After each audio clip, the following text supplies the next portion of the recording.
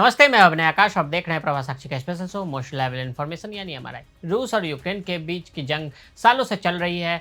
वहीं हाल ही में ईरान और इसराइल के बीच बैटल का नया ग्राउंड देखने को मिला, जिसमें अमेरिका ने भी अपने B-2 बॉम्बर्स के साथ एंट्री ली। लेकिन इस युद्ध को तो विराम हो लग गया, फिर भी इसराइल एक और मोर्चे पर फिलिस्तीन के साथ जंग में उलझा है। वहीं डोनाल्ड ट्रंप शांति का राग अलाप रहे हैं, लेकिन विश्व में एक और युद्ध का मोर्चा खुल गया है। भारत के पड़ोस में 1000 साल पुराने हिंदू मंदिर को लेकर दो देशों के बीच एक भीषण युद्ध शुरू हुआ। ये देश थाईलैंड और कंबोडिया हैं। बीते दिनों से दोनों देशों के सैनिक एक दूसरे पर हमले कर रहे हैं। आज हम थाईलैंड और कंबोडिया के 118 वर्ष पुराने सीमा विवाद में एक हिंदू मंदिर के महत्व का एमआरआई स्कैन करेंगे। सबसे पहले आपको थोड़ा अपडेट दे देते हैं। थाईलैंड के सेना के मुताबिक कंबोडिया के सैनिक ने उन पर फायरिंग की और यही आरोप कंबोडिया की तरफ से भी लगाए जा रहे हैं। यानी युद्ध की शुरुआत किसने की, इसका पता ही नहीं चला। लेकिन थाईलैंड कहती है कि कंबोडिया ने सेना और आम लोगों के अस्पताल पर रॉकेट से हमला किया। फिर थाईलैंड ने F-16 विमान से लक्षित टारगेट को अटैक किया। दोनों देश अपने हजारों लोगों को सीमा से हटाकर सुरक्षित स्थानों पर ले जा रहे हैं। थाईलैंड और कंबोडिया भारत के केंद्र शासित प्रदेश अंडमान निकोबार द्वीप समूह से के पास है। सैन्य ताकत के मामले में कंबोडिया की रैंकिंग पूरी दुनिया में 95 है, तो वहीं थाईलैंड की सेना का स्थान 25वां है। यानी थाईलैंड की सेना कंबोडिया से बहुत ताकतवर मानी जाती है। दोनों देशों की रैंकिंग से पता चलता है थाईलैंड और कंबोडिया के बीच 118 वर्ष से एक मंदिर को लेकर विवाद चल रहा है। आस्था का केंद्र होने के साथ साथ ये राष्ट्रीय पहचान का भी प्रतीक है। मंदिर को लेकर लड़ाई, चली गोलियां। भारत से हजारों किलोमीटर दूर स्थित प्रिय विहार के शिव मंदिर को दोनों देश अपने अपने देश का हिस्सा बताते हैं। मंदिर को लेकर थाईलैंड और कंबोडिया के बीच काफी विवाद हो चुका है। ये विवाद अभी भी जारी है। मंदिर को लेकर हाल ही में दोनों देशों के बीच फायरिंग भी हुई। दरअसल फरवरी माह में कंबोडिया के एक सैन्य टुकड़ी ने मंदिर में पहुंचकर अपना राष्ट्रगान गाया था, जहां थाईलैंड की सेना ने इसका विरोध किया। धीरे धीरे हालात इतने गंभीर हो गए कि 28 मई को दोनों देशों के बीच फायरिंग शुरू हो गई। चोंगबुक की पहाड़ियों पर विवाद के चलते आज तक दोनों देशों की सीमाएं यहां स्पष्ट नहीं है। कैसे शुरू हुआ ताजा संघर्ष? थाईलैंड और कंबोडिया सीमा विवाद अचानक खतरनाक मोड़ पर पहुंच गया, जब 23 जुलाई को सीमा पर तैनात एक थाई सैनिक विस्फोट में घायल हो गया। यह विस्फोट वहां हुआ जहां दोनों देशों की सेनाएं मई में आमने सामने तैनात थी। थाईलैंड ने इसका आरोप कंबोडिया पर लगाया और इसे पूर्व नियोजित उकसावा करार दिया।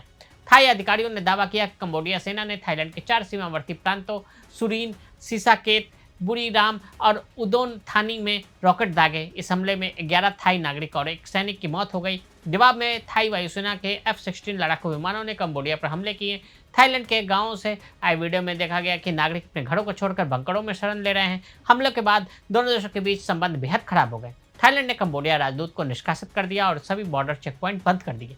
कंबोडिया ने भी बैंकॉक स्थित अपने दूतावास को खाली कर दिया। इस पूरे विवाद की वजह से डंकरेक पहाड़ियों में स्थित 900 साल पुराना शिव मंदिर प्रसाद थोम है। दोनों देश इस पर अपना हक जताते हैं। मंदिर भले ही थाईलैंड के वर्तमान नक्शे में आता हो, लेकिन कंबोडिया इसे अपनी धरोहर मानता है। थाईलैंड कंबोडिया ने एक दूसरे पर पहले गोलीबारी करने का आरोप लगाया है। कंबोडिया की पीएन हुन मानेत ने संघर्ष की पूरी जिम्मेदारी थाई सेना पर डालते हुए कहा कि थाई सैनिकों ने मंदिर को बंद करवाया और पहले गोली चलाई। कंबोडिया को अपनी भूमि की रक्षा करने में मजबूरन जवाबी कार्रवाई करनी पड़ी। राजनीतिक संकट के चलते निलंबित थाई पीएम पेंटोगटान सिनवात्रा ने सोशल मीडिया पर लिखा कि कंबोडियाई सेना ने ही सबसे पहले गोलियां चलाई, जिससे नागरिकों की जान गई है।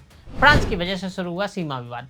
थाईलैंड, कंबोडिया और लाओस की सीमाओं के संगम को एमराल्ड ट्रायंगल कहते हैं। 1904 में फ्रांसीसी औपनिवेशिक प्रशासन ने फ्रेको-सियामी संधि के तहत बॉर्डर मार्किंग के लिए डांगरेक पर्वत को आधार बनाया। 1907 में जब फ्रांसीसी सर्वेक्षकों ने नक्शा तैयार किया तो उन्होंने प्रिय विहार मंदिर को कंबोडिया में दिखाया। थाईलैंड के कई मंदिरों को लेकर आपत्ति जताई और यहीं से सीमा विवाद शुरू हुआ। यूएन और आईसीजे ने मामला शांत करवाया।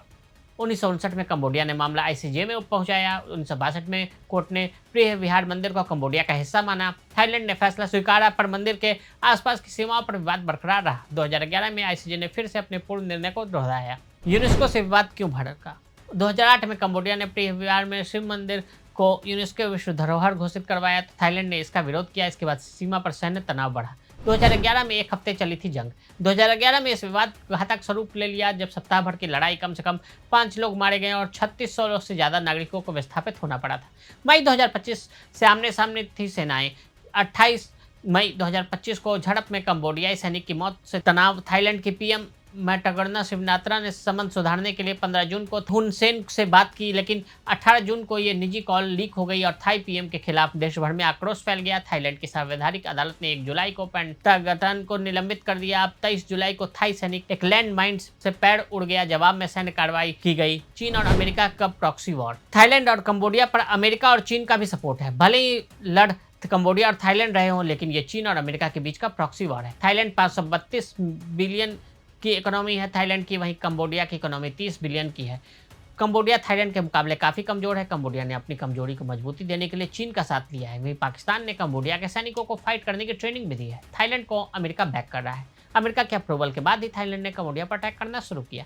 थाईलैंड काफ़ी बड़े हमले भी कर सकता है और कहा जा रहा है कि थाईलैंड के लिए अमेरिका अपने सैनिक भी भेज सकता है, जिसका भी इस रीजन पर कंट्रोल होगा। आसियान देश उसके प्रभाव में आ जाएंगे। तो आज हमने आपको थाईलैंड और कंबोडिया के बीच के संघर्ष की कहानी बताई। आज के लिए इजाजत है। ऐसी रिपोर्ट्स को देखने के लिए देखते रहें प्रभा साक्षी। अगर आप भी लेना चाहते हैं देश दुनिया की तमाम जानकारी तो आज ही सब्सक्राइब करें हमारे चैनल को। साथ ही नीचे दिए बेल आइकन को जरूर दबाएं ताकि हर अपडेट आप तक पहुंच सके।